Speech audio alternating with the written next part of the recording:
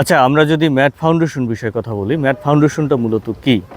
দেখা যায় যে অনেক ক্ষেত্রে ভবন ভবন নির্মাণ করার ক্ষেত্রে আমরা মাটি পরীক্ষা করে থাকি।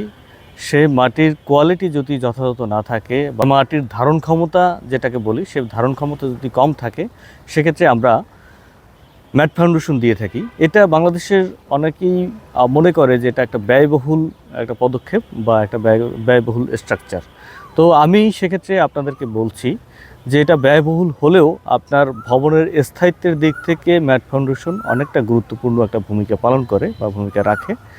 কেননা যখন আপনি ম্যাট ফাউন্ডেশন করতেছেন, তখন যদি আপনার ভবনের একটা অংশ ডেবে যায় বা একটা অংশ মাটি ভয়েড দেখা দেয়, সেক্ষেত্রে ওই অংশটা ডেবে গেলেও অন্য অংশটা কিন্তু আপনার সাপোর্ট দিবে ওই ভবনটার।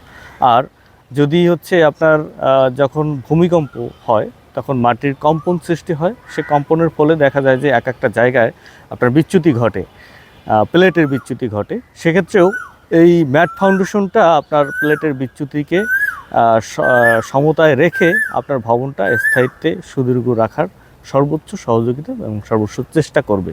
তো সেক্ষেত্রে আমি মনে করি ম্যাট ফাউন্ডেশন দেওয়াটা যথাযথ।